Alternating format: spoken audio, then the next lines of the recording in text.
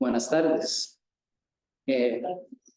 Bienvenidas y bienvenidos a esta sesión, la Mesa Literatura y Arte Visual, en el eje el diálogo entre la literatura y otras prácticas artísticas. Hoy tendremos la participación de tres ponentes, Luis Diego Mora Morales, Ruth Cubillo Paniagua y Dorde Cobardi García. Ellos tendrán 20 minutos para su presentación y luego abrimos un espacio de preguntas. Vamos a iniciar con Luis Diego Mora Morales y su ponencia El grado cero de la escritura, literatura visual latinoamericana, una relectura desde Foucault.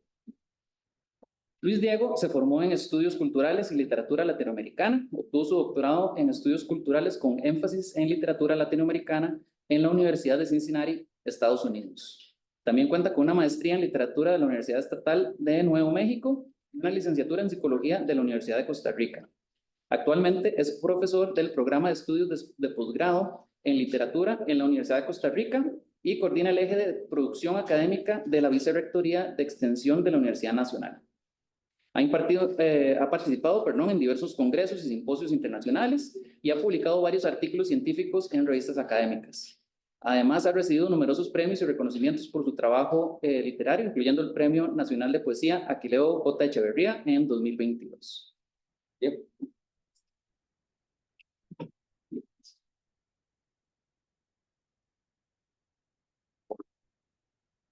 Buenas tardes, bienvenidos y bienvenidas. Voy a comenzar por acá con el asunto de cómo se ha investigado y abordado el tema desde la academia con la poesía visual. Se trata de un corpus que en este caso estamos tratando de retomar y de hacer un análisis que tenga un poco más de seriedad y no verlo desde un plano meramente, digamos, como muy a un costado, ¿no? de la mayoría de los estudios, al menos en este caso que me refiero específicamente a Latinoamérica. Tengo estas dos imágenes con las cuales quería iniciar, porque si bien esta investigación se enfoca en poesía visual contemporánea, que la mayoría de las investigaciones globalmente se refieren al punto, digamos, empezaría con Stéphane Mallarmé y el libro de una lanzada de dados no abolirá el azar, de 1887, pero es importante que veamos por ejemplo, esta imagen de 1747 y este libro que se lo recomendaría si tienen la posibilidad de acceder en algún momento, porque es una antología muy bonita con material de México, de la época colonial. Incluye, por ejemplo, textos de Sor Juana Inés de la Cruz, y es sorprendente pues darse cuenta de la cantidad de material de poesía visual que ya existía acá y que no es algo que esté directamente relacionado con las vanguardias de principios del siglo XX, sino que hay una línea, por supuesto. A mí me hubiera encantado hacer todo un recorrido histórico, pero eso no nos daría jamás tiempo. Pero es importante que se entienda que cuando hablamos de que no existe suficiente, digamos, investigación, al menos latinoamericana, que sí la hay, por supuesto, ¿verdad? Pero en el sentido de asumirlo como otra corriente, así como históricamente se ha venido dando, y que se puede rastrear desde, por supuesto, la Grecia antigua. Pero como les digo, eso no es lo que vamos a hablar hoy, sino que nos vamos a enfocar un poco primero en cómo se puede definir este tipo de poesía. Ya Ezra Pound, ¿verdad? Siendo uno de los más reconocidos representantes de las vanguardias anglosajonas, nos hablaba, ¿no? de tres diferentes categorías, y en este caso, pues Ezra Pound tenía una relación muy fuerte, sobre todo con el orientalismo y con los ideogramas chinos, ¿verdad? Como en esta imagen de los famosos cantos, donde de alguna manera lo que hace es una interpretación de todo lo que para ese momento ya había, toda el agua que había corrido hasta ese momento respecto a las diferentes manifestaciones de vanguardias, en este caso enfocadas en la poesía. Vamos a enfocarnos en un texto de Foucault que no es tan conocido, no es tan grande tampoco, pero que es muy interesante porque si bien en este texto Foucault lo que hace es enfocarse en un análisis sobre todo en este cuadro que ustedes tienen en la pantalla, que creo que es bastante conocido, sin embargo se llama La traición de las imágenes, no se llama Esto no es una pipa, que ya eso creo que dice, ¿no? Es también un poco a lo que Foucault iba, porque Foucault acá, lo que él dice, y no, obviamente no vamos a leer todo esto, porque tampoco no es la intención agotarlos, y el tiempo, hay mucha poesía visual que quisiera poder enseñarles, vamos a ver hasta dónde nos alcanza el tiempo, ¿verdad? Pero es importante porque Foucault acá lo que hace es partir, digamos, desde la plástica. Y eso es importante porque en la mayoría de las investigaciones relacionadas con poesía visual, lo que encontramos es un análisis desde las artes plásticas o artes visuales, digamos. En inglés, digamos, es visual arts, ¿verdad? Entonces no hay una confusión, pero en español sí solemos utilizar también esa expresión, ¿no? Artes plásticas. Que cada vez se difumina más también por el hecho de la aparición de todas las combinaciones que se dan con media, digamos, ¿verdad? Usando esa palabra como forma de hablar de video instalación, de objetos sonoros, después del hipertexto, después cuando aparece el internet y todas las combinaciones pueden existir.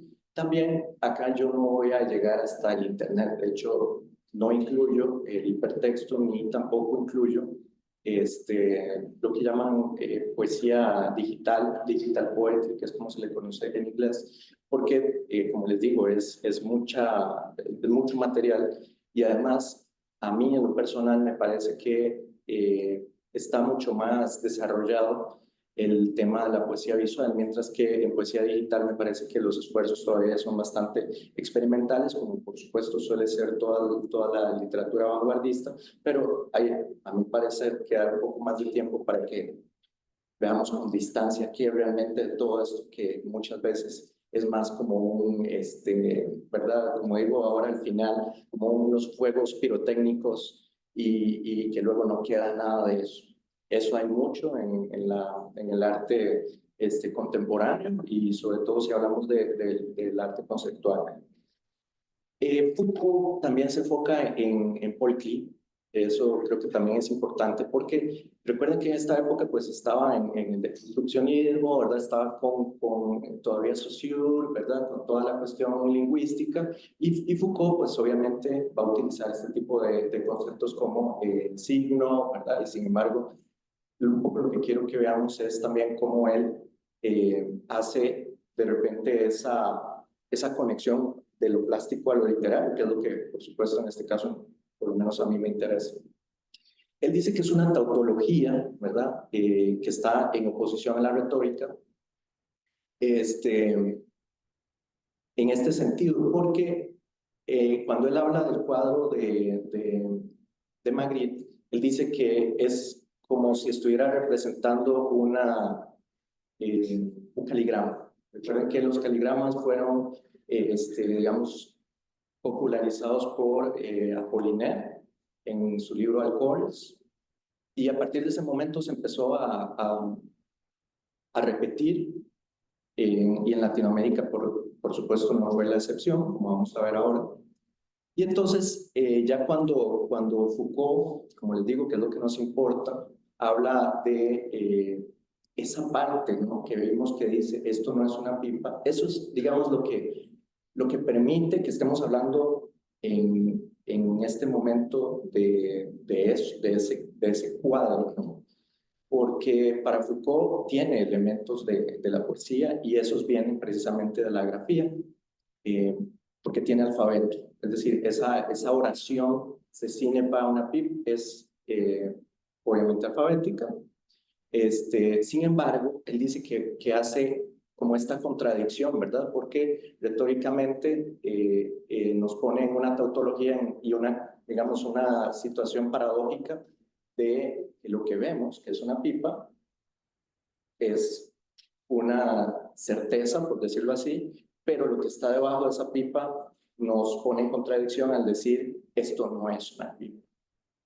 Entonces, ¿a qué le hacemos más caso? ¿Qué tiene más fuerza en este sentido? ¿Ver la pipa ahí en el cuadro o esas palabras, esa oración que nos está diciendo que eso no es una pipa, ¿no? Entonces, por eso es que Foucault habla en este caso de tomar las cosas en esa doble grafía. Es como si hubiese un doble discurso que él está utilizando y pues es importante, digamos, que consideremos esa perspectiva que luego se va a ir desarrollando, sobre todo con otras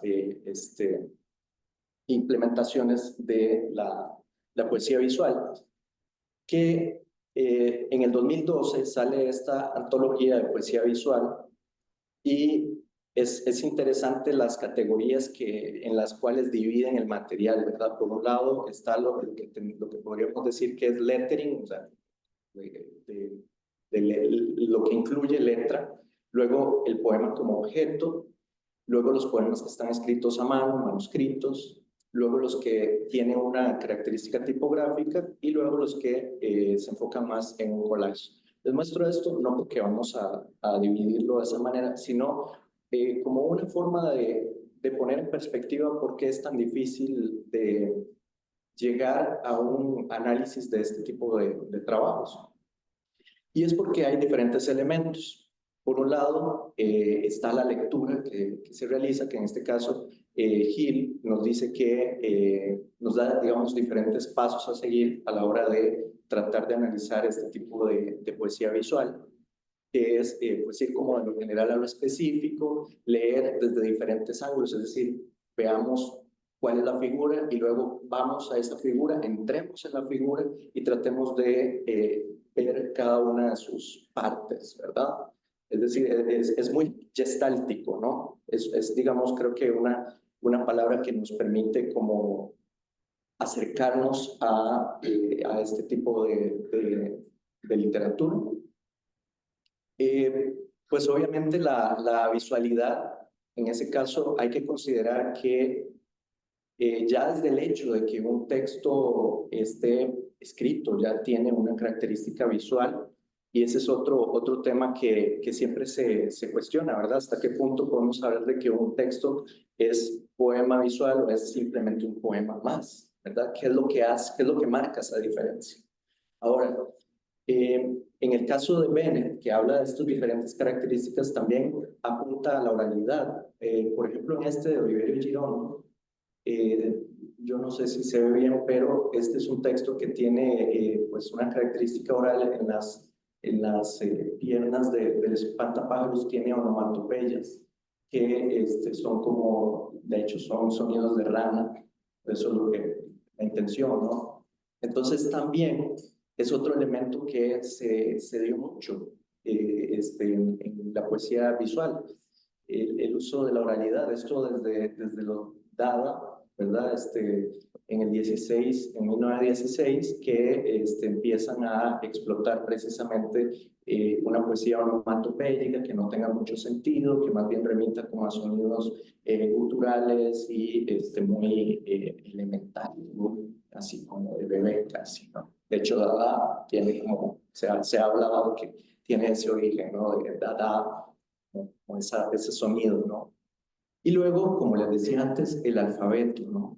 Ese aspecto de tener algo que leer, ¿verdad? Porque entonces, ¿qué pasaría si, por ejemplo, en el cuadro que analiza Foucault de la pipa no tenemos el texto? ¿Qué sentido tendría incluirlo como poesía visual, ¿no? Entonces, una de las pistas que se nos da es precisamente esa, que exista un alfabeto para poder indicarlo. Y aquí más o menos reuní un poco estos puntos sobre lo escrito y lo invisible, ¿no? Precisamente, porque ¿dónde está esa parte que nos permite incluirlo como poesía visual? Y es, digamos, que ya está escrito, ya está plasmado, ya sea en cualquiera de los dispositivos o plataformas o siempre digamos, la primera parte importante, ¿no? El poder decir que está escrito y en estos casos, pues, tomar en cuenta si es alfabético, si es pictórico, si es abstracto.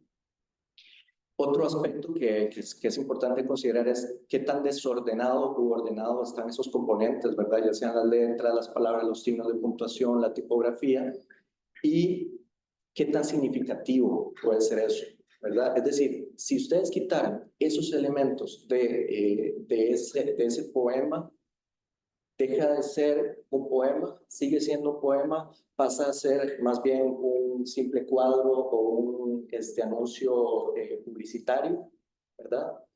Eso también es importante analizar. Otra, digamos, característica es fortalece la ruptura vanguardista, ¿verdad? Con métrica y rima, que eso fue, digamos, muy repetido en los diferentes movimientos que se dieron. Y no debe confundirse con la poesía concreta o con el arte concreto, que están dentro de, digamos, el nombre grandote sería poesía visual, y dentro de la poesía visual está incluida el concretismo, el arte concreto, que de hecho el arte concreto es el que da luego paso a que surja el concretismo brasileño. Y bueno, lo que les decía, ¿verdad? Es alfabética, y en este sentido tendríamos, siguiendo esta lógica, que excluir como poesía visual el análisis de pictogramas, ¿verdad? Que serían como estos dibujos que más bien se parecen a lo que significan, y, y los caligramas, ¿verdad? Que no, digamos, pueden crearse desde un software. Hay, de hecho, formas para hacer caligramas ahora desde Internet. Y bueno, respecto a las hibridaciones, ¿verdad?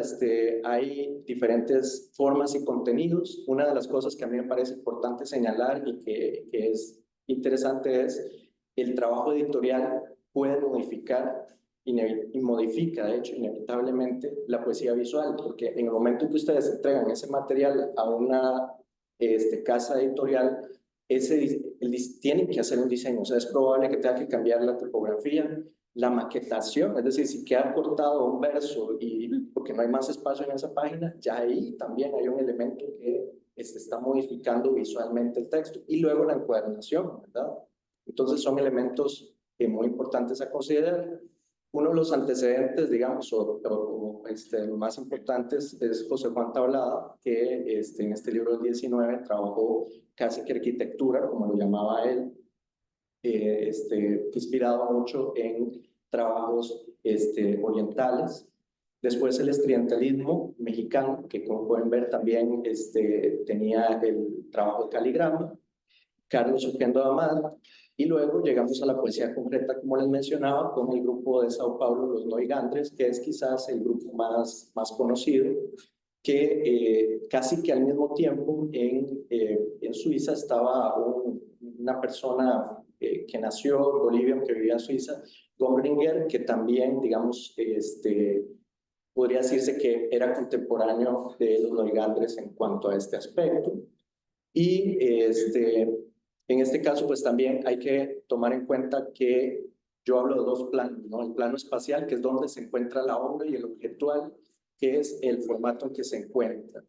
Es decir, no es lo mismo, por ejemplo, este es un poema de uno de los miembros precisamente del concretismo brasileño, y como eran artistas plásticos, en este caso no solamente lo publicaron dentro de un libro, sino también hicieron un video en donde se puede ver la ola digamos, de la Coca-Cola. Entonces, también estos elementos van a ir modificando. Por ejemplo, en este otro caso, también de los brasileños, cómo este poema se tridimensionaliza, por decirlo así, al llevarlo a una pared, digamos, a un museo. Y todos estos elementos son importantes de considerar para poder discernir, porque entonces un mismo texto, dependiendo del lugar en el que esté, va a tener diferentes niveles de cercanía con la poesía, ¿verdad? Y, por supuesto, siempre al final, la lectura de cada una de las personas que se acerca a la obra también va a influir en este aspecto. Me quedan 2 minutos, así que les voy a hacer un súper recorrido nada más para que tengan un pequeño así vistazo de algunos materiales que he compilado latinoamericanos en Nicaragua. Estos son de Perú y de México. Estos son de Uruguay. Estos de Chile, Argentina. Y pueden ver diferentes lugares, diferentes materiales también. Este me parece muy interesante, ¿verdad? Es Zurita, chileno, que escribió esto en las montañas de Atacama, el desierto de Atacama, que es lo que llaman land art, ¿no? Pero llevado digamos, al elemento poético. No solamente hay libros con poesía visual, también, si alguien recuerda, en Los Detectives Salvajes también tenemos esta novela de Roberto Bolaño. Encontramos estos diálogos con las imágenes, ¿verdad? Representando un sombrero visto desde la parte de arriba, ¿no? Entonces, también eso es otra cosa que uno se pregunta, bueno, entonces, si está en una novela que no es poesía visual, le tengo que llamar diferente. Bueno, una de las cosas que por lo menos yo decidí es mantener el nombre de poesía visual, no porque necesariamente se remita solamente a ese género, sino porque en la mayoría de las investigaciones a nivel internacional hablan de poesía visual. Y si ustedes se ponen a buscar información como literatura visual u otras variaciones, no van a llegar a la misma cantidad, digamos, de material para analizar como si se puede. Este es otro material mucho más reciente, acá de Centroamérica, ¿verdad? La zona garífuna de Honduras, un libro que se publicó acá con la editorial Germinal, en 2013. Y luego incluí algunos trabajos ya más contemporáneos, ¿verdad? Relecturas y también trabajos que mezclan la migración centroamericana, que mezclan diferentes contextos, por ejemplo, estos de poemas de pandemia, que son poesía visual, y así por el estilo, ¿verdad? Hay muchísimas otras manifestaciones. Así que muchas gracias y eso será.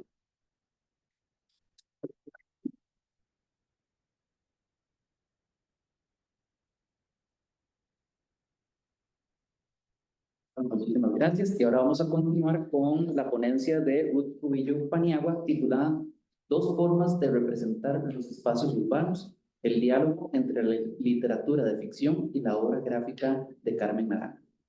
Ruth Cubillo Paniagua es costarricense, filóloga, doctora en literatura por la Universidad Autónoma de Barcelona, profesora catedrática de la Universidad de Costa Rica y actualmente directora de la Escuela de Filología, Lingüística y Literatura de esta universidad. Ha sido profesora de grado y posgrado, directora de tesis, ha desarrollado múltiples investigaciones en temas de género, literatura costarricense y literatura centroamericana, así como diversos proyectos de acción social, entre ellos el programa radial y Lecturas por la Radio. Asimismo, ha impulsado el desarrollo de nuevos ámbitos de investigación y docencia en la UCR, en especial la literatura comparada y la transmedialidad, así como la relación de investigaciones inter y transdisciplinarias. Entre los libros que ha publicado se encuentran, son bastantes, Mujeres e Identidades, las historias del repertorio americano, de 1919 al 59, Mujeres ensayistas e intelectualidad de vanguardia en la Costa Rica de la primera mitad del siglo XX, novelistas españoles del siglo de oro, entre muchos otros. Además de eso, ha publicado numerosos artículos en revistas especializadas. Gracias. Bueno, muy buenas tardes a todos y a todas. Muchas gracias por acompañarnos. Hoy era un día difícil. En un momento pensé que no íbamos a tener público, pero así que les agradezco mucho por estar aquí. Vamos a empezar sin más para aprovechar el tiempo. Quería contarles que este es un trabajo que forma parte del proyecto de investigación. Bueno, a ver, es un proyecto más grande que es la edición de la obra completa de esta escritora costarricense Carmen Naranjo. Esta señora, para los costarricenses será muy conocida, tal vez para los no costarricenses no sea tan conocida. Yo no tengo tiempo de hablarles de la biografía de ella ahora, pero solo quiero decir que la mayoría de referencias que vayan a encontrar sobre ella tienen que ver con su producción literaria, no con su producción gráfica.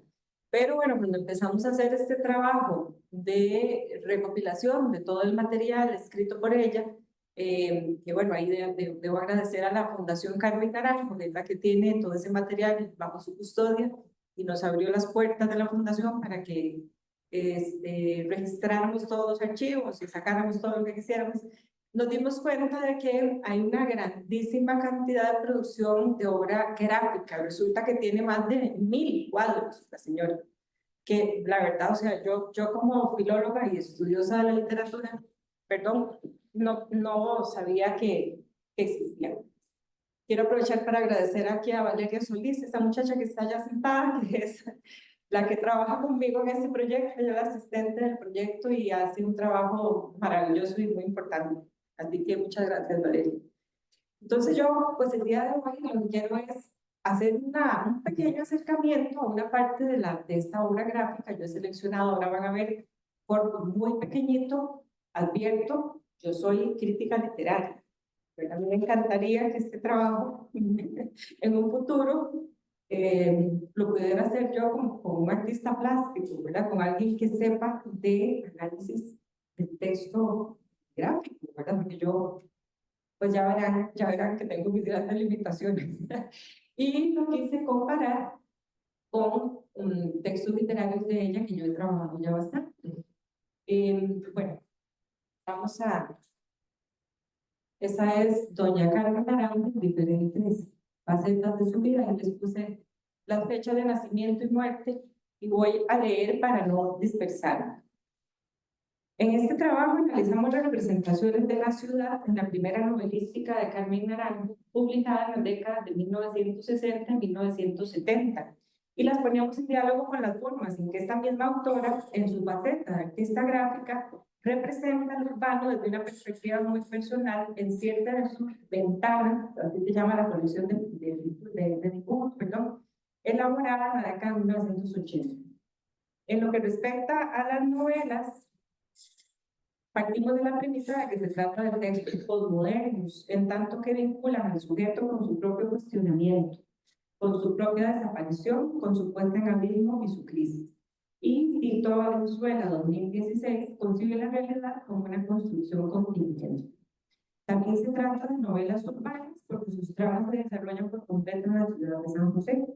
En estas novelas se plantea con toda claridad y gran profundidad la relación entre la disolución del sujeto postmoderno y el espacio en el que habita, es decir, la urbe. Como sabemos, la narrativa costarricense de la década de 1960 marca una notable transformación en las formas de narrar, así como en los espacios representados y las temáticas desarrolladas. La novelística de Carmen Naranjo constituye una clara muestra de todos estos cambios experimentados por la narrativa social. La escritora realiza una profunda reflexión sobre las transformaciones ocurridas en la identidad nacional fijada en el imaginario colectivo y se da cuenta de que el tipo promedio contemporáneo a ella y miembro de la reciente clase media ya no es más ese labriego sencillo representado en nuestra literatura fundacional y en nuestros símbolos patrios, como el himno, una letra del himno nacional. El habitante de la ciudad es un individuo egoísta, complejo, consumista, enfrentado a profundos dilemas existenciales, descreíble y desencantado. Los habitantes de esta ciudad, que inició un forzoso e imparable proceso de modernización en la primera década del siglo XX, se enfrentan a procesos de convivencia en el contexto de un mundo globalizado, lo cual implica revisar las nociones de ciudadano y de consumo.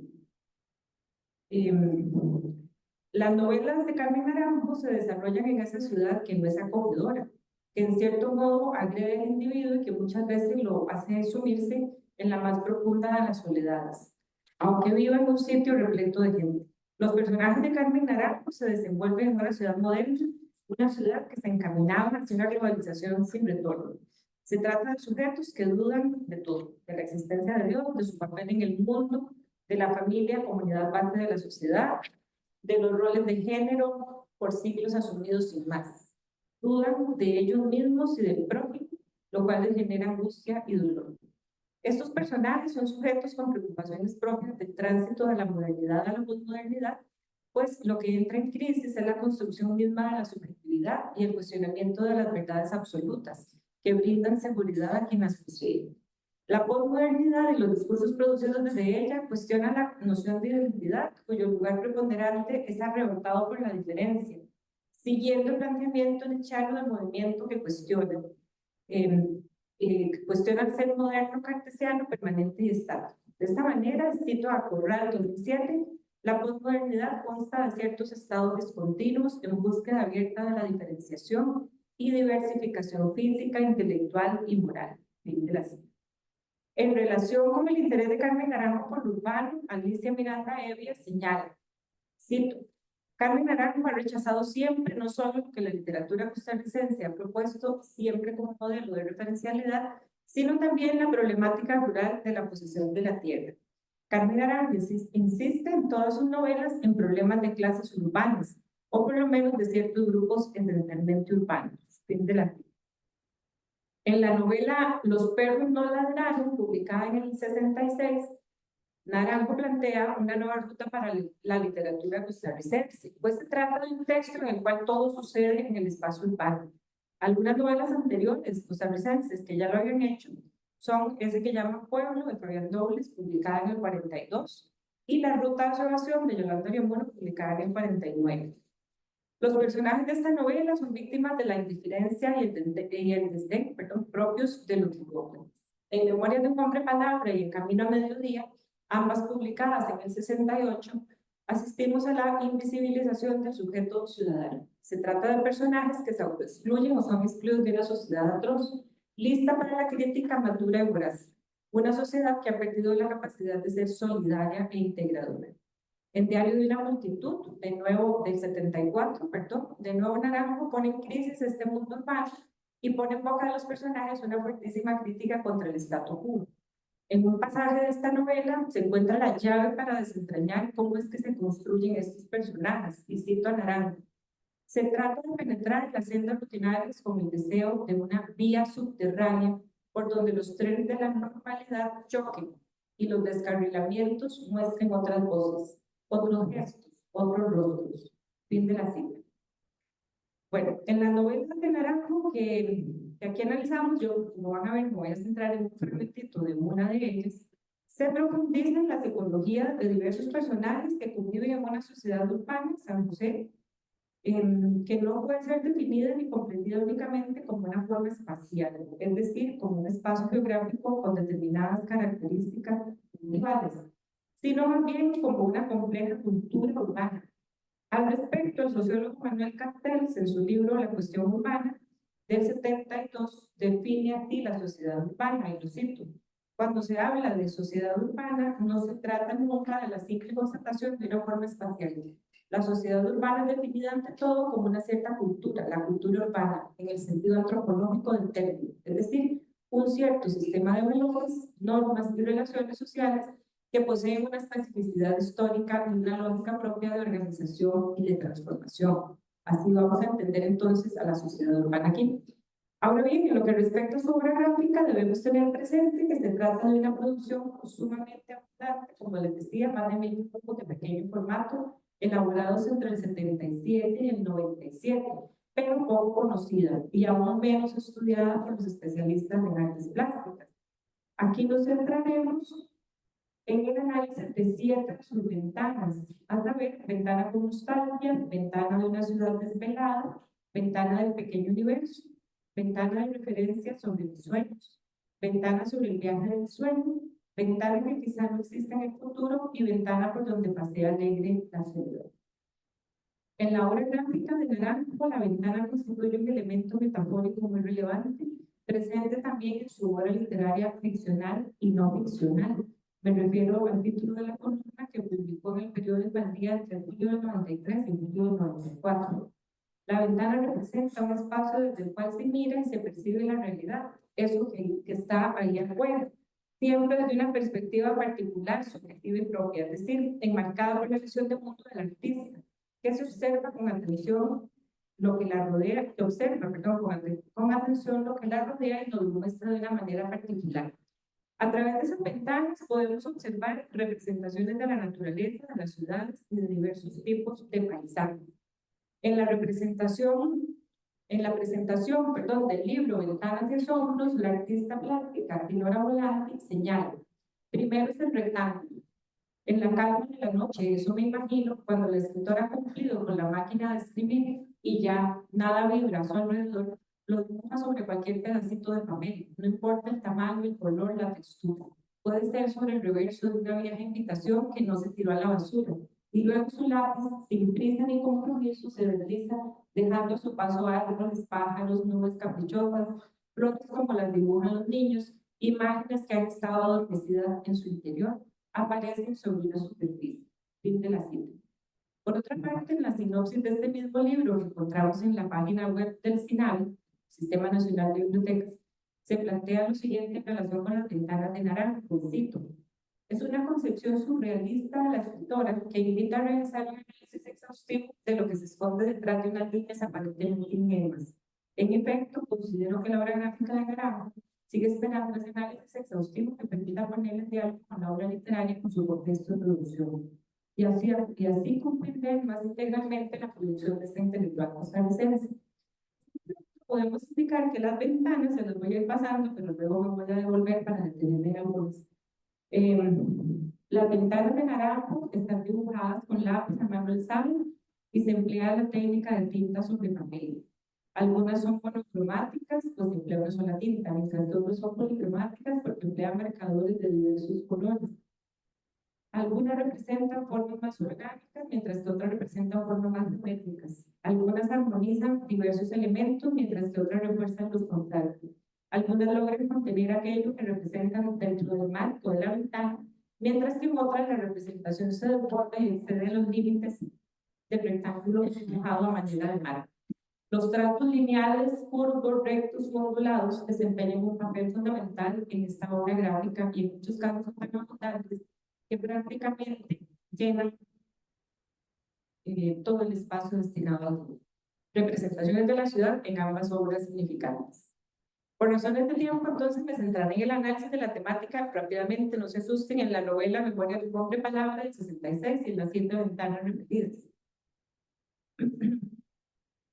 El narrador de la novela es un hombre sin nombre, pero con voz, que reconstruye su vida ante nosotros a partir de sus propios recuerdos. El relato posee un orden cronológico por tratarse de una narración en primera persona. Su memoria y su palabra son nuestros ojos.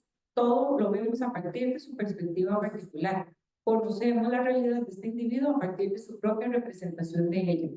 Esto mismo sucede en las ventanas de Naranjo, pues todo lo que observamos, como en esta que estamos viendo, lo vemos a través de los ojos del artista. En ventanas de referencia sobre mis sueños, aquí, y en ventanas sobre el viaje del sueño, vemos incluso un paisaje urbano tal y como se construye en el espacio onírico del artista. La ciudad que se representa en ambos dibujos es muy similar a la que observamos en otras de las ventanas aquí analizadas, lo cual quiere decir que se produce una coincidencia entre la ciudad construida en ese espacio onírico y la ciudad figurada durante la vigilia. Los edificios de la ciudad son contorneados por líneas rectas y el interior de esa figura se deja en blanco, por lo que se genera un contraste con el paisaje que lo rodea, cielo, mar, montaña.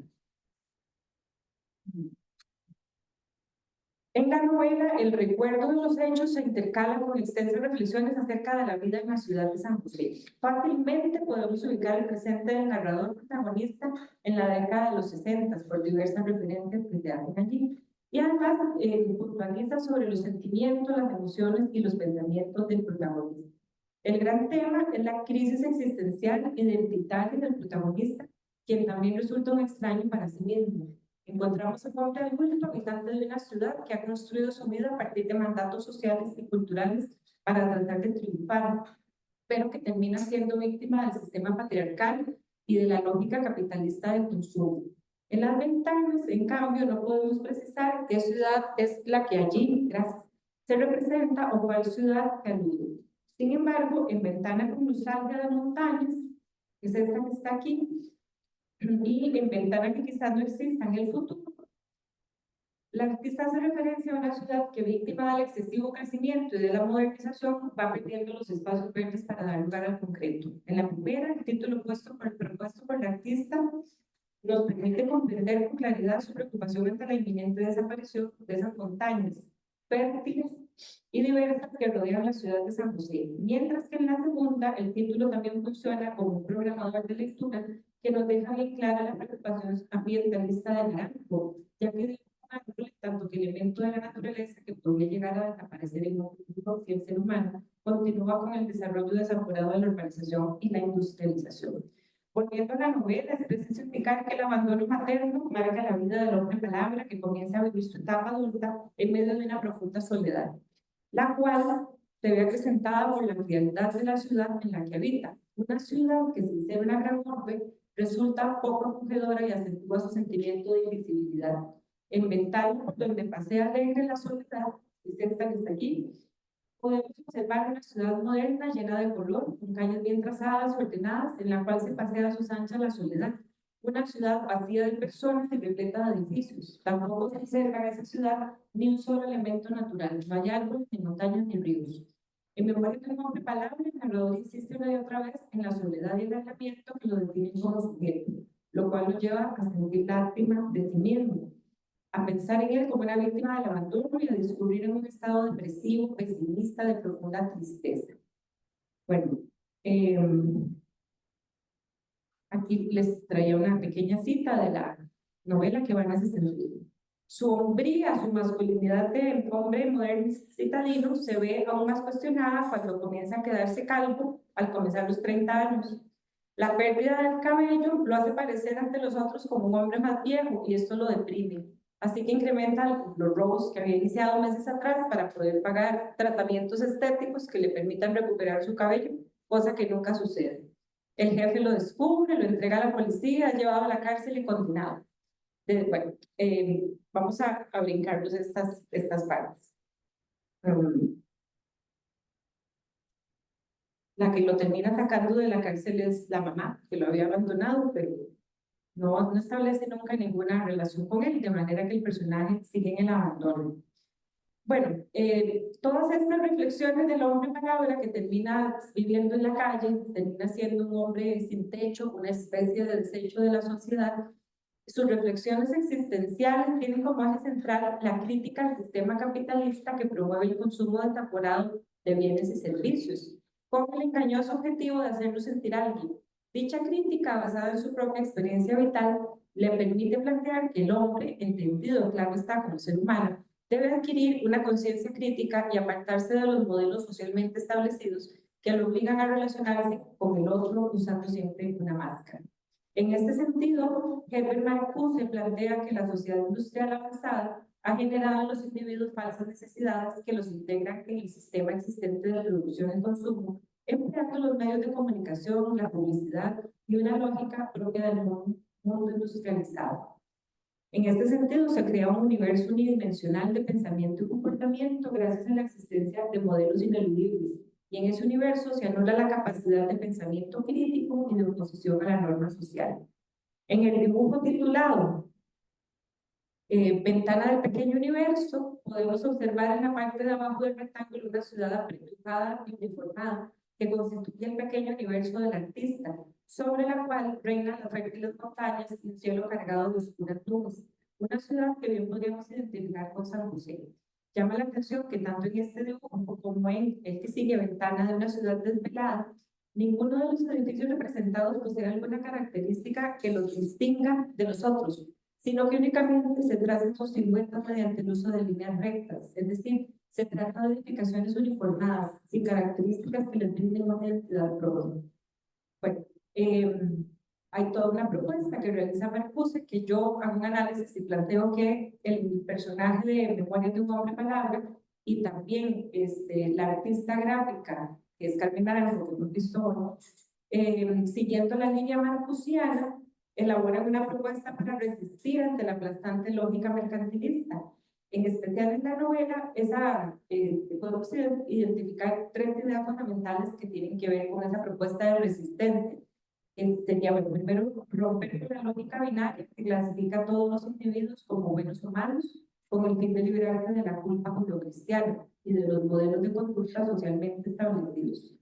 El paso número 2 sería distribuir la pobreza para que haya cada vez menos individuos atados al consumismo. Y el paso número 3, inventar un nuevo Dios que venga a la tierra a hacer cosas revolucionarias, como destruir las ciudades que devoran a las personas. Bueno, esto se desarrolla pues en la novela de una manera muy particular, que no voy a comentar aquí, pero finalmente el personaje, podríamos decir que necesitó perder absolutamente todo, excepto la vida, para encontrarse a sí mismo, para dejar de ser un hombre que vivía en una ciudad y que era invisible para todos. Para concluir, podemos señalar que tanto en la novela analizada, publicada en el 66, como en los dibujos estudiados, elaborados en la década del 80, Naranjo representa una ciudad inevitablemente imbuida en la modernización, lo cual muchas veces genera la masificación e incluso la invisibilización de los sujetos, quienes se enfrentan a una crisis existencial profunda propia de la modernidad. No es casual que en ninguno de los dibujos analizados se representen personas, así como tampoco es casual que el protagonista de la novela no posea un nombre propio. Además, se trata de ciudades en las que la naturaleza cada vez tiene menos espacio para crecer libremente, pues se privilegian la industrialización y la urbanización, y con ellas el consumo desaforado de bienes y servicios, característico de las sociedades capitalistas. En ambas prácticas significantes, Naranjo nos invita a reflexionar sobre nuestro porvenir en tanto que individuos citadinos, cada vez más desapegados de la naturaleza y más dependientes de todo aquello que para bien o para mal nos ofrecen las ciudades en las cuales hoy vivimos. Muchas gracias.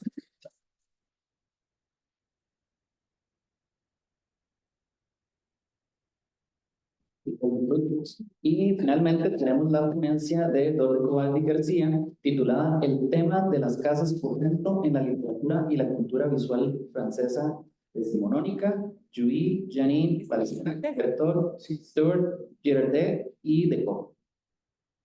Dorothy Cobaldi es profesor de teoría literaria en la Escuela de Filología, Lingüística y Literatura de la Universidad de Costa Rica. También imparte clases en el doctorado de estudios de la Sociedad de la Cultura de esta universidad también. Cuenta con una maestría académica en literatura española y con un doctorado en periodismo y ciencias de la comunicación por la Universidad Autónoma de Barcelona.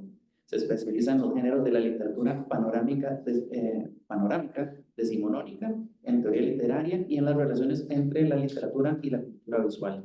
Forma parte del consejo editorial de las revistas Filología Lingüística, Tejuelo y Alba de América.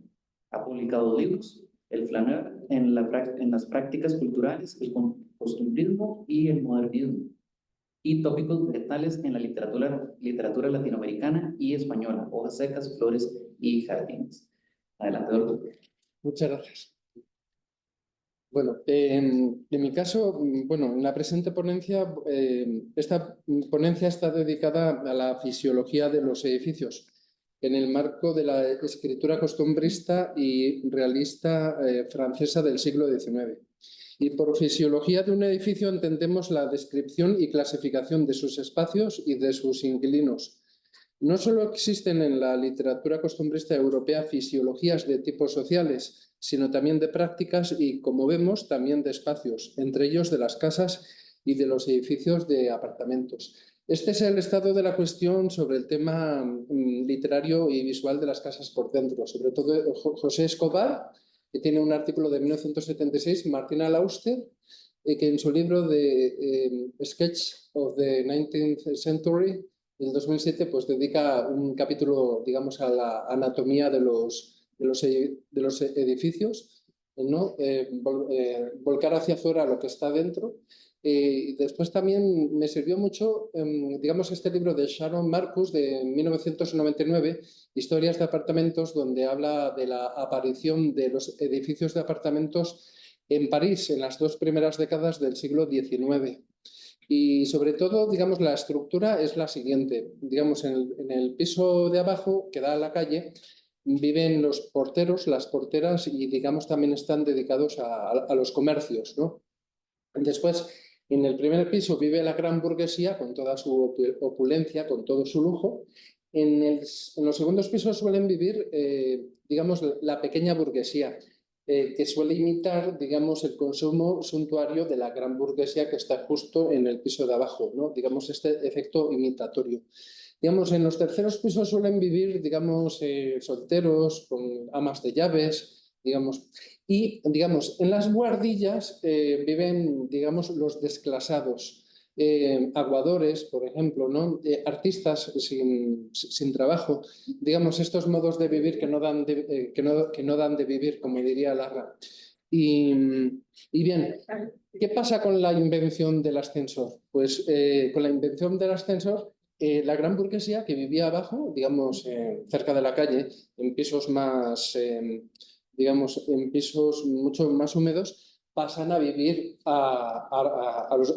digamos, arriba, digamos, cerca del tejado. Y es precisamente con la invención del ascensor cuando las buhardillas, entonces, pasan a transformarse en penthouses, ¿no? Entonces, claro, los desclasados, entonces, se invierte la situación.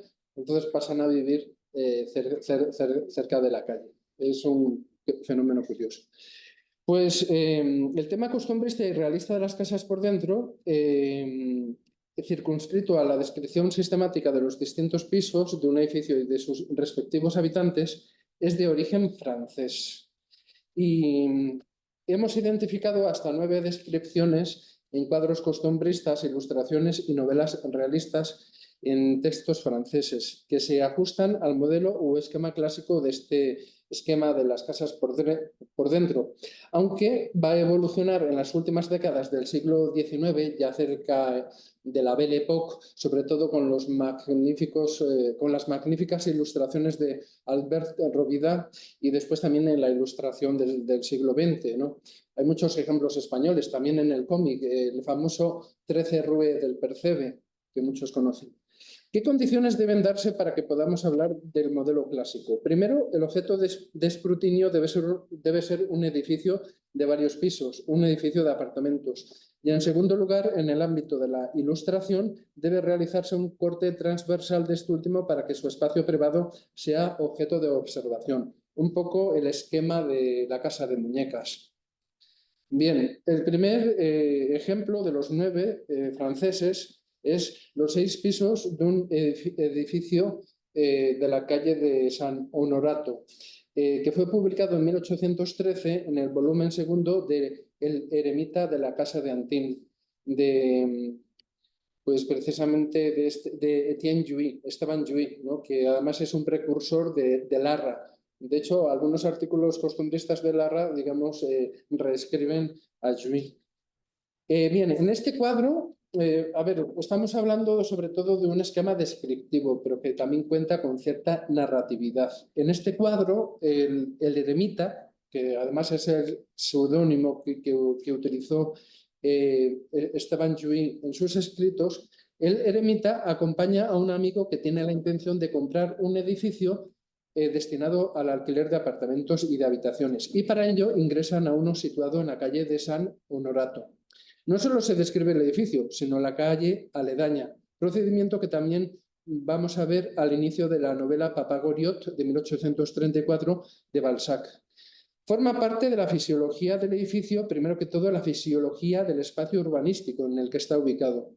Una vez que la voz enunciativa se focaliza en el edificio, no solo se describen espacios y personajes, sino también escenas, es decir, situaciones específicas protagonizadas por los tipos sociales que viven en los distintos apartamentos. Bueno, ahí tenemos a varios de estos tipos sociales, un pintor, digamos, una actriz de vodevil, etcétera, etcétera.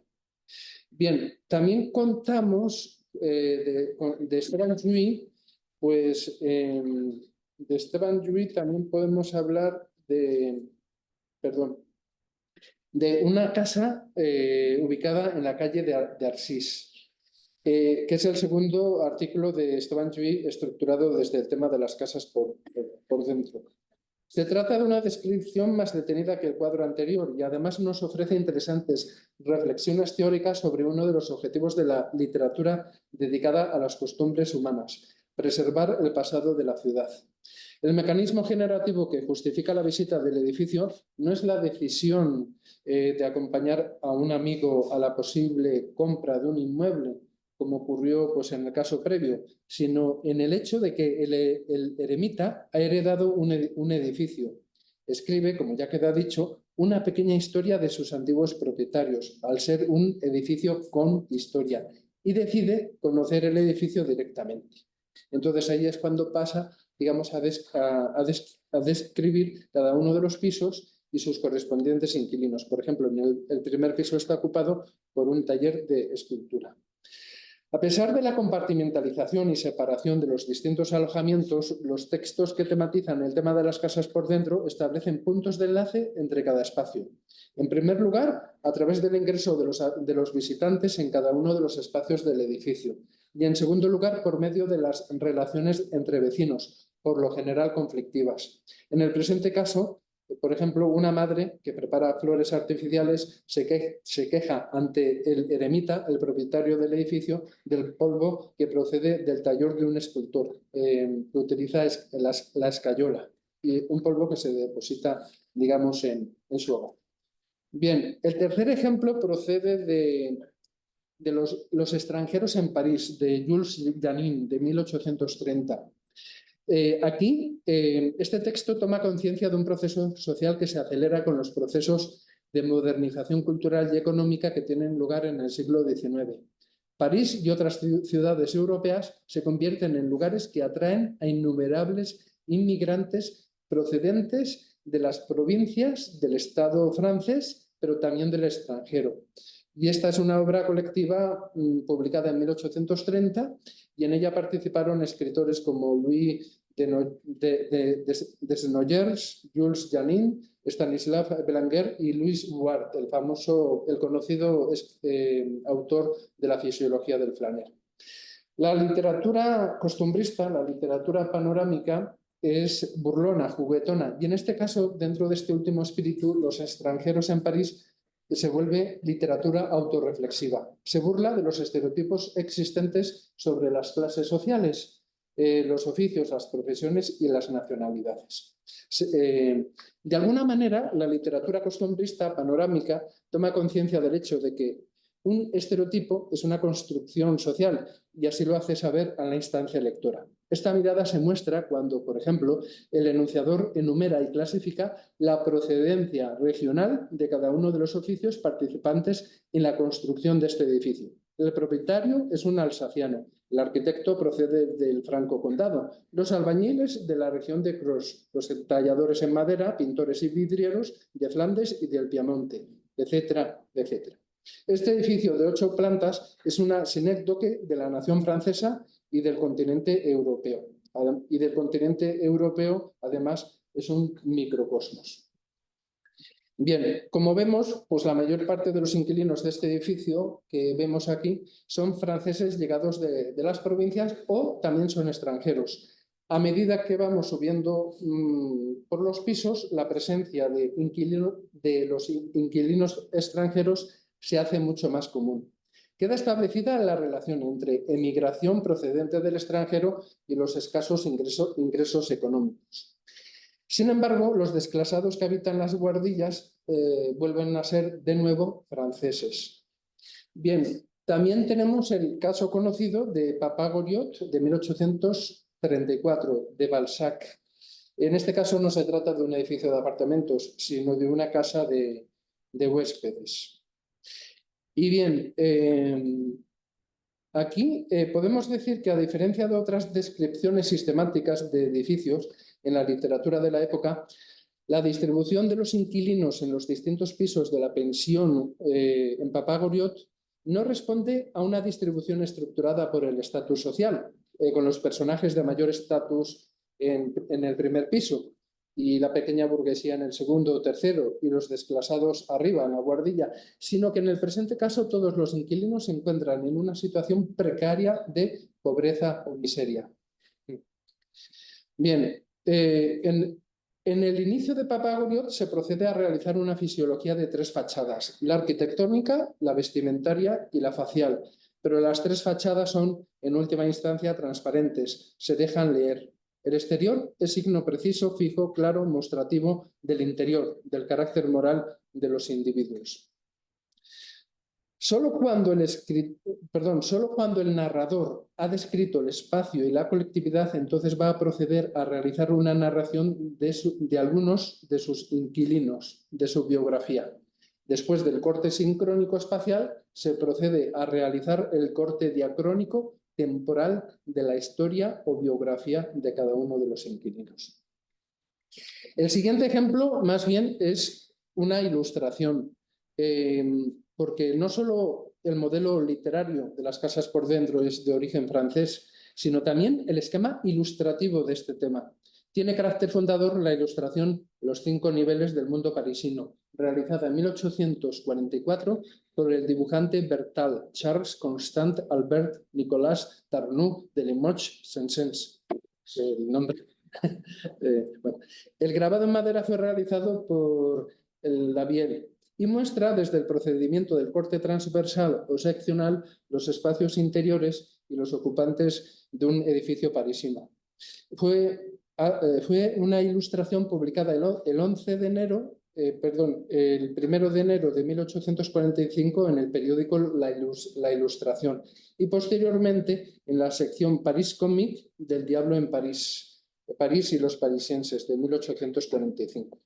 Este procedimiento visual ha sido etiquetado con distintos nombres: corte seccional, corte transversal, habida cuenta de que hablamos de personajes situados en cada uno de los habitáculos. También ha sido llamado corte anatómico. El caricaturista Bertal ha recurrido a los planos seccionales de los diseños de los edificios de apartamentos preparados por los arquitectos y le ha dado pues, un carácter satírico.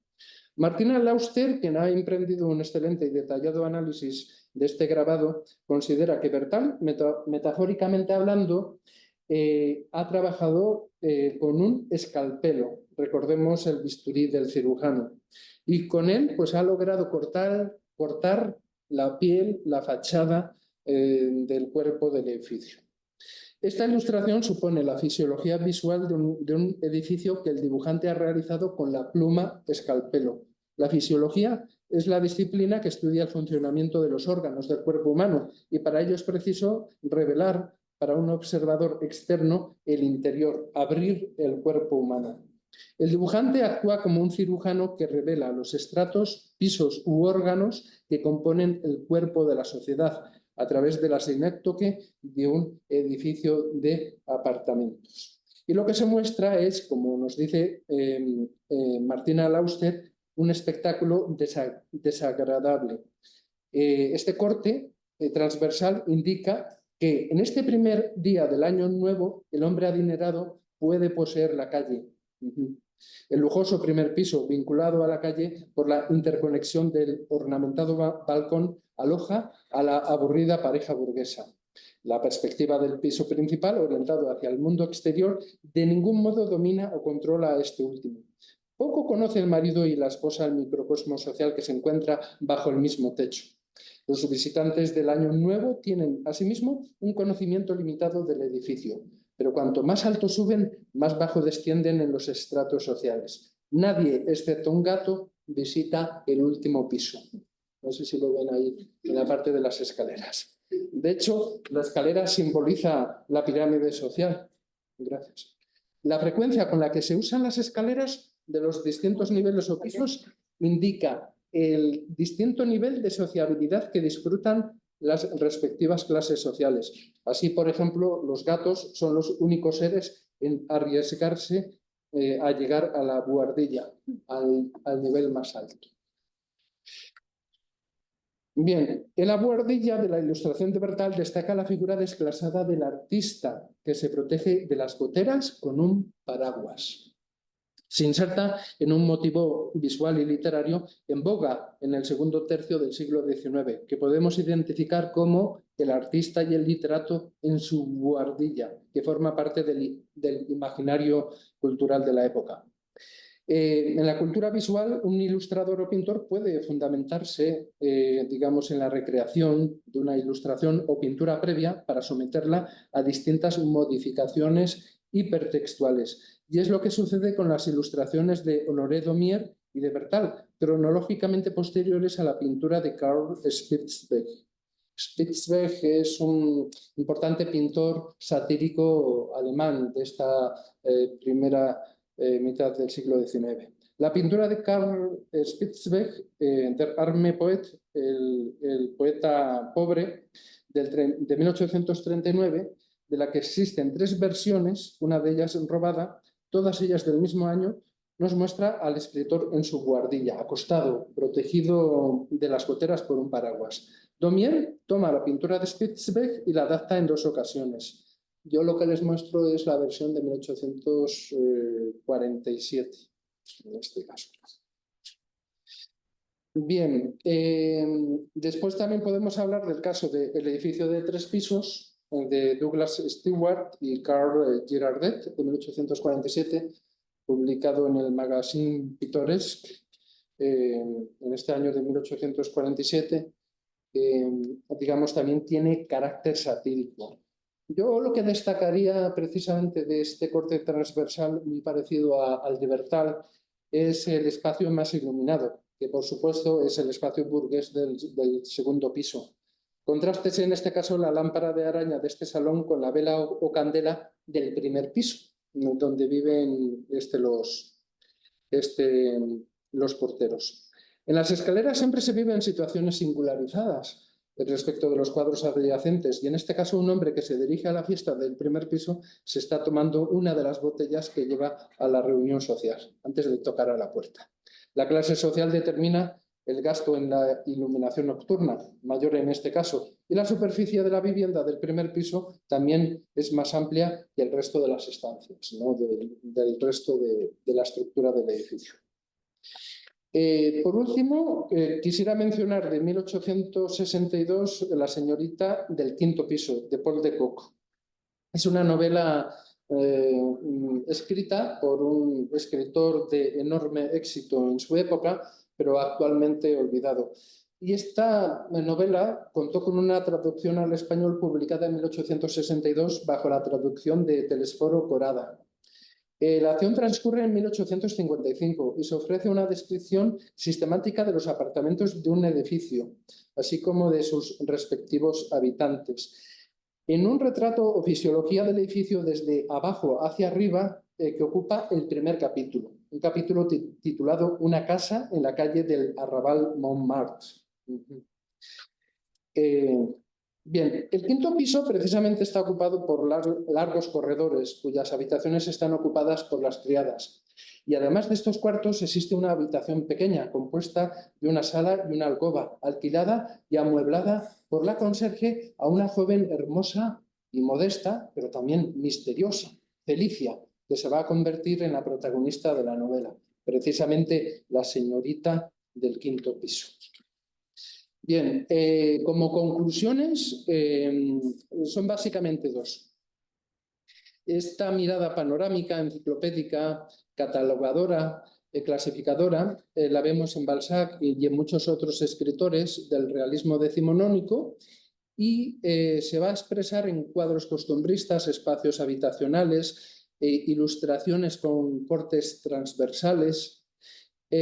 Señala Balzac en el prólogo, en el famoso prefacio a la Comedia Humana, que la diversidad de existencias de su proyecto narrativo exigía no solo cuadros enteros, sino también galerías de personajes y tipos sociales. Pues bien, los cuadros, espacios habitacionales, viñetas, de los cortes transversales o seccionales de los edificios, del tema literario y visual de las casas por dentro, es una manera de expresar, de describir, de visualizar esta gran diversidad social del siglo XIX, clasificada y jerarquizada en distintas clases sociales, cada una acomodada en un piso diferente del edificio de apartamentos, en galerías, pisos.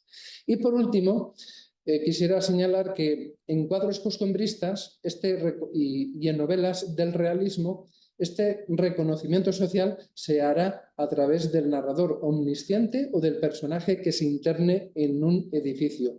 Pero en el caso de las ilustraciones se va a realizar por medio de la eliminación de las fachadas. Podríamos afirmar que estas últimas representaciones transversales en la esfera de la ilustración son, metafóricamente hablando, retratos del cuerpo entero de un edificio, similares en su función a los retratos de cuerpo entero de los tipos sociales de las láminas litográficas de las colecciones colectivas de la literatura costumbrista panorámica.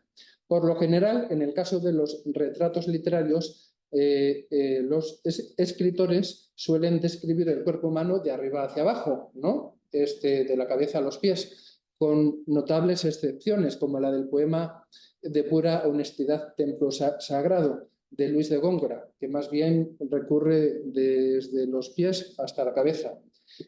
En el caso de los retratos de cuerpo entero de las ilustraciones que muestran el interior de los distintos pisos de estos edificios, se va a promover, en cambio, pues una lectura de abajo hacia arriba, del primer piso hasta los techos. Muchísimas gracias.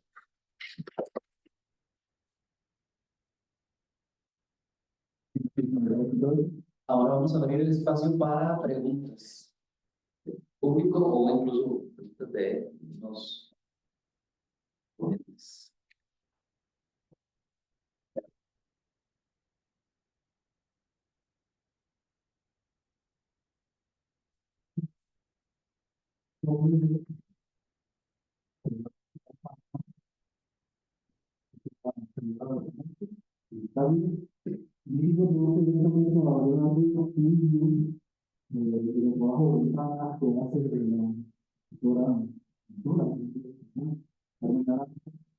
El tema de las ventanas identifica a la sociedad costarricense, pero que es un modelo, una radiografía acá de toda la sociedad latinoamericana. Un poco la ventana viene a ser esa lucha, o podría yo preguntar, que tiene que ver directamente con esas realidades en el siglo pasado de la lucha cultural, civilización barbarie, pero que ahora pasa a ser esa lucha de la modernidad y la posmodernidad. Creo que ahí eso es lo que plantea, o lo que yo quiero dejar en esa foto, un poco lo que Antonio plantea ahora como los nuevos modelos de la lucha contra la clase obrera, la película de la cultura. Sería esa la visión que ya Carmen, ¿no? En este momento va planteando los años 70, más o menos. Muchas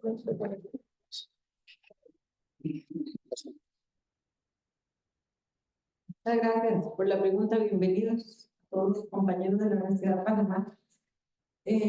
Vamos a ver, para contextualizar muy rápidamente, yo creo que es importante decir que Carmen Naranjo fue una mujer de clase media que además participó en la política nacional porque tuvo puestos políticos. Fue ministra de Cultura, fue embajadora de Costa Rica en Israel. Lo que quiero decir con esto es que militó en un partido político de centro izquierda, digamos, Liberación Nacional. Después renegó un poco de eso, pero ya no podía desvincular su pasado político y cultural de su militancia en ese partido. De manera que yo creo que en el caso de ella sí existía una conciencia social importante, pero no a la manera de los escritores de una generación anterior, que aquí en la historiografía literaria costarricense llamamos la generación de 40, que ahí había muchos que militaban en el Partido Comunista y tenían una postura política muy distinta a la de la de Carmen Naranjo, sino que a ella sí le interesaba evidenciar las desigualdades sociales, pero me parece a mí que desde otra perspectiva política distinta, claramente. Y en el caso de su obra gráfica, esta colección de ventanas, bueno, no toda la obra gráfica son ventanas. Yo les decía que tiene más de 1000, no sé qué porcentaje serán ventanas, pero es un porcentaje bajo, en realidad. Ahí me parece a mí que lo que ella quiere es mostrar como un poco esa realidad que la circunda a través de su propia perspectiva. Pero a mí sí me parece que eso que usted decía está muy presente ahí, ese debate entre la modernidad y la posmodernidad, que para mí en su expresión literaria es adelantada para su época, porque ya en la década del 60 está hablando de esa crisis del hombre posmoderno, cuando la historiografía literaria centroamericana ubica el posmodernismo o la literatura posmoderna en los 80 incluso. Entonces me parece que ella fue adelantada para su época en cuanto a su expresión literaria. Y su expresión gráfica es que, no crean, a mí me resulta bastante indescifrable. O sea, no sé muy bien cómo ubicarla y cómo clasificarla, porque ya vieron que es muy particular, ¿verdad? Y así es la mayor parte de su producción, pero sí hay como una conciencia ahí, ¿verdad? Del tránsito. Muchas gracias. Sí, bueno, yo estaba pensando que a lo mejor, digamos, nuestras dos ponencias son un poco complementarias porque el tema de las casas por dentro es la mirada desde afuera hacia el interior de los edificios, mientras que de alguna manera en esta serie de las ventanas es, digamos, la mirada desde implícita, desde adentro hacia el exterior, ¿no? En este caso, espacios urbanos. Yo creo también discriminar un poco la representación de las montañas del Valle Central y estaba pensando que una de las posibles claves interpretativas para analizar esta serie sería desde el concepto de las metaimágenes, porque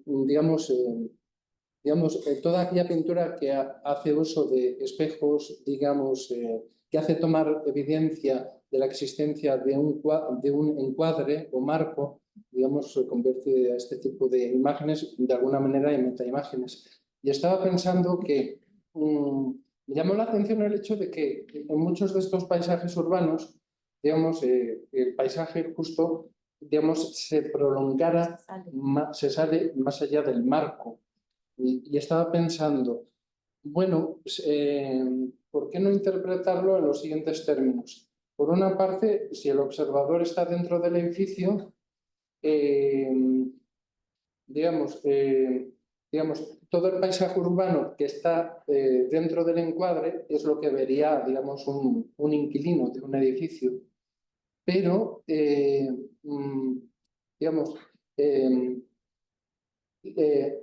si quitáramos este edificio, lo que finalmente vería el observador sería precisamente, la totalidad del paisaje. Un paisaje, todavía más expandido, de alguna manera.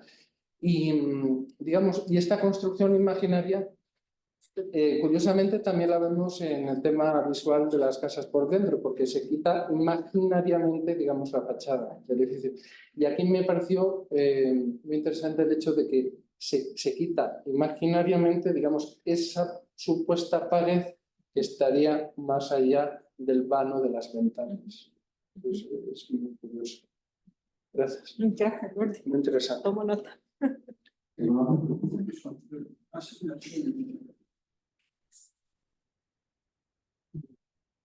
Un texto que vincula mucho la ventana con el femenino es Alfaro, de Shinaguri. Yo aquí me refiero a lo que se me ocurrió ahora. Lo que te quería preguntar es una pregunta. Dijiste que la obra de esta escritora surge en los años 60 y que resulta disidente respecto de dominio de la temática rural, o de la temática de la novela rural, o la temática campesina. O sea, hasta los 60 todavía era dominante eso en la post-capital. Era esa mi pregunta, ¿qué pasaba en los 60 con el contexto literario? Y en todo caso, si vinculas su condición de mujer con el hecho de optar por la cuestión urbana,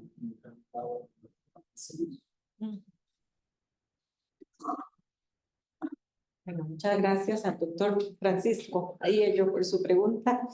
Vamos a ver muy rápido el panorama, trazando una línea del tiempo, el panorama de la historiografía literaria costarricense lo que nos plantea es que en la década del 40 todavía estaba muy en boga esa narrativa natural. Pero era toda la denuncia, de la injusticia social que afectaba al campesino. ¿Verdad? Mamita Yunay, el sitio de las auras, bueno, hay una gran cantidad de autores que decía yo, son esos que militan el Partido Comunista. La década del 50 para la historiografía literaria nuestra es un poco perdido. O sea, claro que hay cosas, es un momento de transición, pero digamos que esos mismos autores continúan publicando cosas.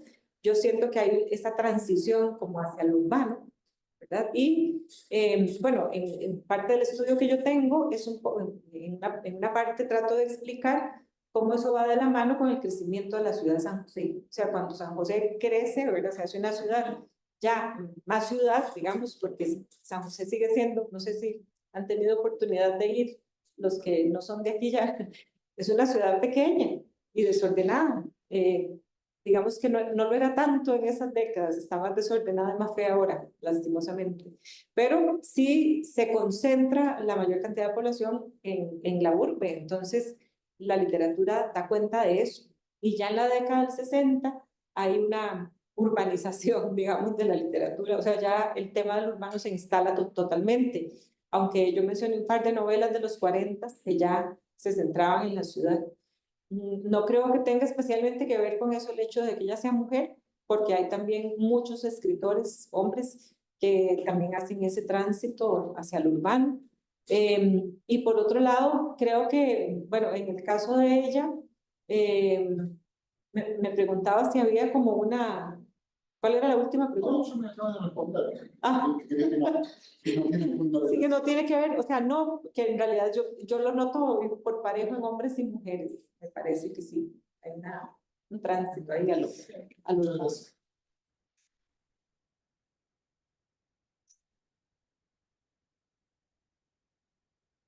Yo tengo dos preguntas, una es sobre la ventaja, no les respondí, pero el texto que se estaba analizando era del año 66 y los dibujos encontrados eran de 80. Sí, sí. Entonces, la pregunta que me surge es si se podría hablar de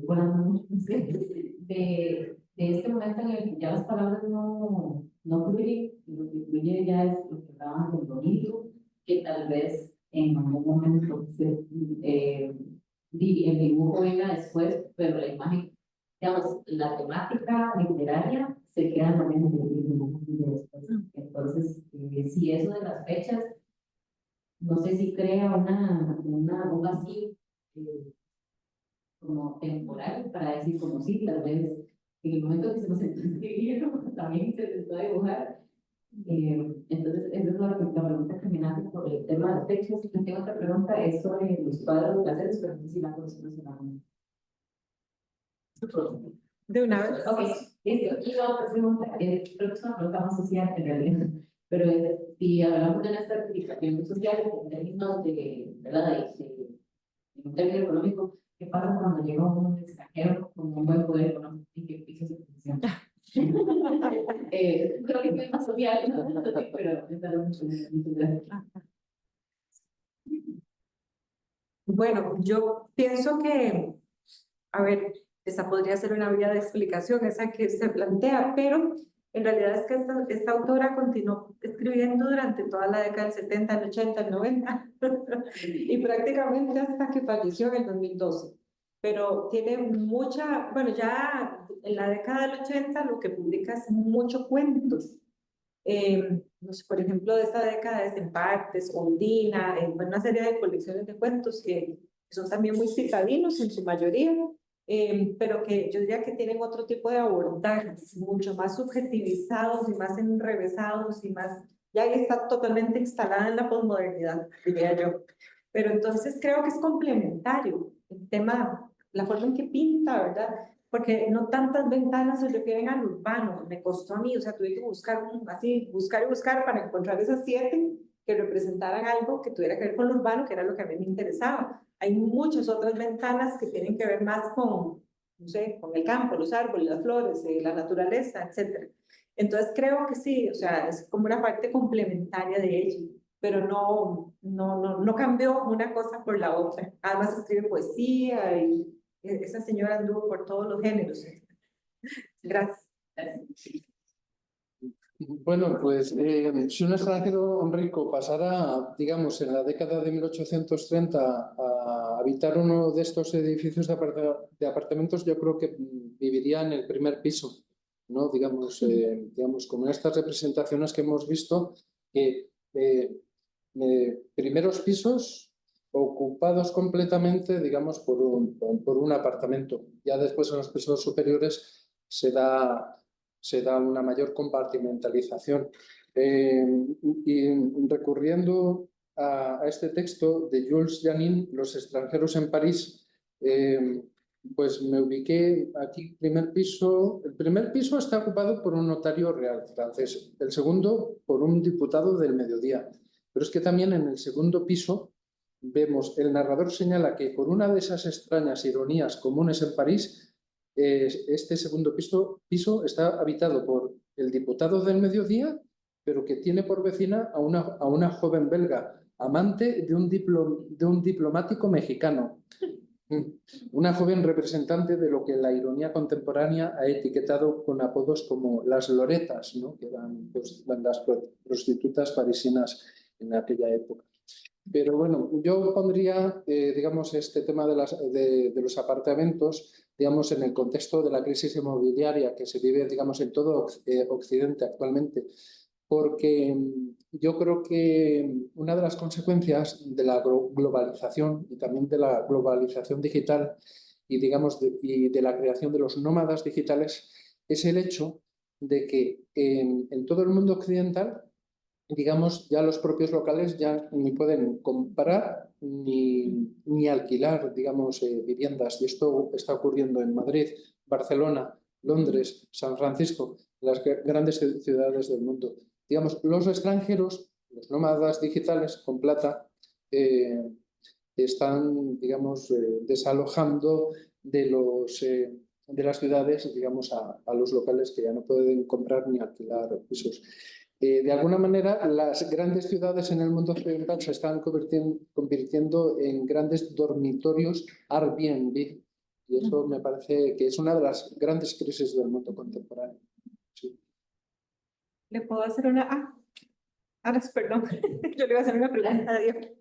Yo primero para el doctor y es que en términos generales hablamos, bueno, en la definición tenemos la sociedad concreta que es muy visual, bueno, muy visual así, pero yo en general diría hasta qué grado se va a diferenciar un forma concreto de una ilustración, ¿verdad? Porque, por ejemplo, vemos las ventanas y el dibujo una oración y esto podemos considerarlo, podemos como ilustración. Entonces, me acuerdo también de un poema lluvia de lo que tiene nada más la libertad de cabeza. Entonces, ¿hasta qué punto es poema y hasta qué punto es una ilustración, contexto, ¿no?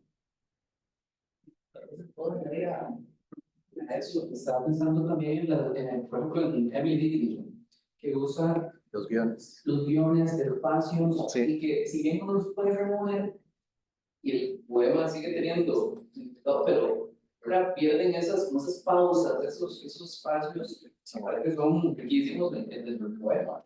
Sí. Sí, eso es un buen ejemplo. Gracias por la pregunta. Mira, yo creo que va a depender mucho de qué metodología vayas a utilizar. Yo esta investigación no la he terminado, entonces no te voy a decir que tengo exactamente la forma de definirlo porque hay mucha investigación, como les mostré, sobre todo estadounidense, ¿verdad? En donde el enfoque es muy dado, digamos, a interpretar la parte visual y dejar a veces de lado esa parte poética que por lo menos a mí me interesa más eso, de hecho, ¿no? O sea, yo trato de, digamos, un poco el interés mío con esto es justamente rescatar lo que pueda haber poético acá. Y sí, porque creo que lo visual a veces se traga lo que puede haber metafórico, poético, ¿verdad? Entonces, viendo un poco en retrospectiva, creo que tiene mucho que ver con la intención de la persona autora. Yo creo que eso es lo primero, ¿no? Por supuesto, después, como decía, donde, digamos, la forma en la que se muestra eso, se publica o se exhibe, ¿verdad? Incluso se grafitea, qué sé yo, te va a dar otras lecturas, pero yo pienso que hay que empezar analizando o buscando si es posible, ¿verdad? No siempre eso va a ser posible, menos si ya murió, pero ¿qué pensó la persona ¿verdad? ¿Cuál era la intención? Digamos, pienso ahorita en Severo Sarduy, el cubano, que luego se fue a Francia. De hecho, la mayoría de su obra la hizo allá en Francia, y cómo fue como un chispazo de toda su carrera, que además fue sumamente diversa, y luego, digamos, lo conocemos más por ser neobarroco, más que vanguardista o cualquier, digamos, movimiento previo, pero, digamos, vos ves la obra completa de él, que es tan amplia, y eso se convierte como en un pequeño puntito en medio de todo, ¿no? Entonces es difícil a veces como generalizar. También creo, ¿verdad? No en todos los casos, pero también creo que ese deseo por la ruptura, ¿no? Sobre todo visual, que se da, tiene mucho que ver con ¿verdad? Ese tópico de matar al padre simbólicamente, es decir, rompamos con lo que hizo la generación anterior o qué sé yo, ¿verdad? Puede haber un poco de eso, y luego conforme la persona autora va avanzando, ¿no? Creo que queda atrás. Eso también es algo que hay como un patrón en ese sentido, ¿no? Son muy pocos de los que he estudiado que continúen con la poesía visual a lo largo de la carrera. Suele ser más como pasé por este movimiento, y también tiene mucho que ver el espíritu de época, ¿no? Porque también es como que a veces inevitablemente vas a estar permeado por lo que estaba ocurriendo en ese ambiente, ese campo, ¿no? Que estuviese esa persona, que pasó mucho con los latinoamericanos que se fueron en el periodo de entreguerras a vivir a Europa, como acá Max Jiménez, ¿no? Se nota muchísimo eso, ¿no? Y se me olvidó que sí, lo de Emily Dickinson, sí, sí, yo concuerdo con vos, o sea, yo no podría ya ver, digamos, los textos de Dickinson sin eso, y creo que justamente, de hecho, de lo que yo he leído, no se sabe muy bien por qué Emily siempre los dejó, ¿verdad? Porque como todo fue posterior a su muerte, pero sea lo que sea, hoy en día es un sello, ¿no? No sé, es como ver un cuadro en donde vos decís, mira, eso es Dalí o eso es tal otro, ¿no? Y eso es interesante, creo que es interesante. Y sí, hay personas que quizás digan, me estorban o no sé, pero ya es como, si lo ves, y sobre todo porque son muy característicos, son muy largos, ¿no? Entonces sí, no es fácil de que se pierdan. Eso es interesante. Sí, y sí, yo creo que hay que respetar, esas cosas deben respetarse. Sí, son pausas también, ¿verdad? Por algo están ahí. O sea, si fuera un dedazo, no estarían todos los textos. Sí. Sí, yo lo que quería preguntarle a Diego es que cuando exponías, presentabas unos poemas de 1920 y algo, otros de los 40, pasaste por diferentes épocas y lugares. Entonces quería preguntarte si al cruzar esas dos variables, el espacio y el tiempo, veías diferencias en la forma de hacer la poesía visual, porque yo me imagino que las tiene que haber, Sí. pero yo sé que estás en proceso y demás, pero de lo que has visto, ¿cuáles son esas grandes diferencias? Porque no sé si, por ejemplo, para un latinoamericano haya una forma muy diferente de hacer poesía visual que para un europeo, y también no es lo mismo hacer poesía visual en las vanguardias de los 20 que en el siglo XXI. Entonces, un poco quería que nos comentaras algo de eso. Claro, gracias. Bueno, la idea sí, en principio quería como que fuera cronológico e ir viendo un poco la evolución. Y una de las cosas es, hay que como precisamente entender que hubo el auge vanguardista, ¿verdad? En ese periodo entre guerras, luego viene la Segunda Guerra Mundial, y ahí se da un corte muy radical, ¿verdad? Toda esa como migración que hubo de escritos, hablemos de hombres porque casi todos eran hombres, de escritores latinoamericanos que se fueron en el periodo entre guerras, digamos que se diluye después de la Segunda Guerra Mundial. O sea, eso, digamos que se pierde ese intercambio que hubo, ¿no? Por ejemplo, pensemos en el ultraísmo, ¿no? Que fue realmente un intercambio importante entre Latinoamérica e Hispanoamérica, o, por supuesto, París, entendida como el epicentro de la vanguardia sobre todo para los que emigraron allá. Entonces, ese corte hace que se difumine, además surge lo que llaman las neovanguardias, y esas neovanguardias vienen acompañadas de un fenómeno que yo no hablé mucho, pero que, digamos, es muy interesante, y es el de el arte conceptual. Y yo creo que con el arte conceptual se pierde mucho el aporte que puede dar la poesía en ese sentido, al menos poesía visual, ¿no? Porque digamos que lo conceptual ya es más la idea, ya ni siquiera la imagen va a remitir.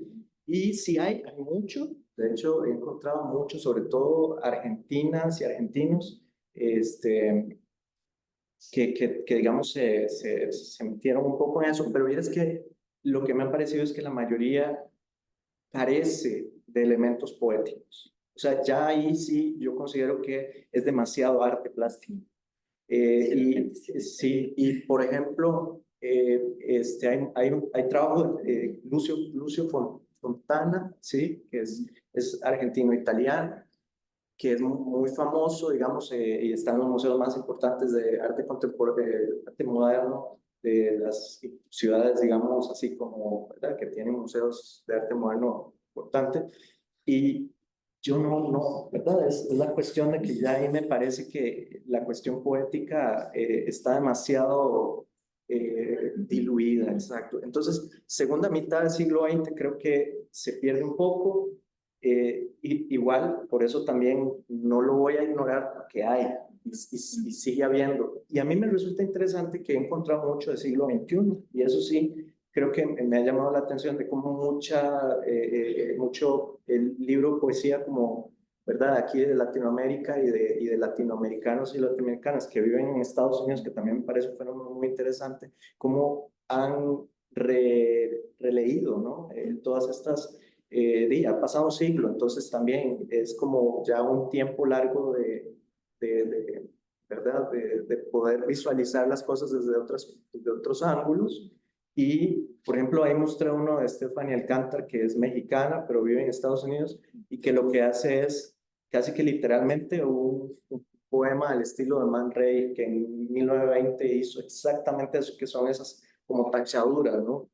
Pero lo que encontrás esas repeticiones, si se quiere, pero con nuevos contenidos. Y por supuesto, ahí creo que hay cosas muy valiosas, y hay cosas que se están diciendo interesantes. Solo por dar otro ejemplo, Jacques King Melchi, un chico de México que vive en Japón, ¿verdad?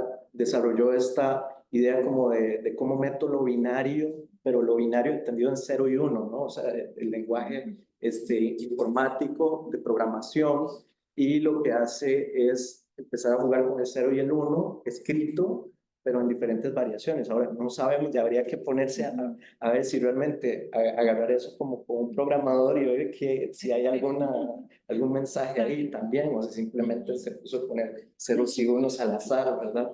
Todas esas son cosas interesantes. Me parece que son siempre este tipo de poesía aspira, yo creo que a la ruptura y a la exploración. No creo yo, o sea, yo sigo pensando que si vos tenés algo muy bueno en términos de escritura, me parece, hay que preguntarse qué le aportaría, ¿no? Entonces creo que son más como esas cuestiones lúdicas, es como un poco, ¿verdad? Como les digo, se sigue dando que son justamente personas autoras jóvenes, entonces jugar con espacio. Y en conjunto sí creo que me parece que es valiosísimo, creo que es como, pero si lo ves como en todo en el corpus, por ejemplo, completo de un escritor o de una época, yo creo que no tienen el mismo peso que pueden tener un movimiento, ¿verdad? Sigue siendo, sí, o sea, la poesía sigue siendo, por más arte conceptual que se nos haya venido y todo, pero la poesía sigue siendo un lenguaje verbal, que puede ser oral también, ¿verdad? Oralitura, digamos, pero en donde sabemos que es la palabra dicha o escrita. Ya lo que vimos ahora, pues yo creo que son extras que en muchos casos me parecen muy valiosos y que también puestos en un contexto particular tuvieron una importancia. Sí. Gracias. Bueno, quiero que hagamos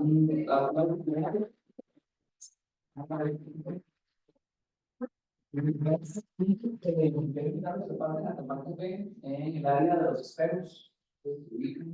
No, los no viven ahorita les. Ok, muchas gracias por venir.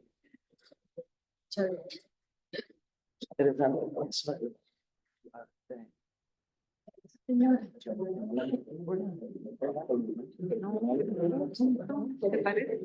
Bueno, usted se mencionó, pero No, es un poco de, o sea, sí, es como eso de líneas, donde está línea recta, eso sí, se lo entiendo, pero hay otros que tienen mucho más color. y hay otras investigaciones. Y no encuentran nada. ¿Cuándo se dio? No hace rato, y la fundación trabaja un poco en eso, tratando de buscar la obra gráfica también. Yo estoy haciendo las obras completas, pero obras literarias. Pero quisiera como incluir una que otra, pero va a ser muy poquito. Además, yo no le puedo entrar de eso. Y entonces ventanas son leitmotiv.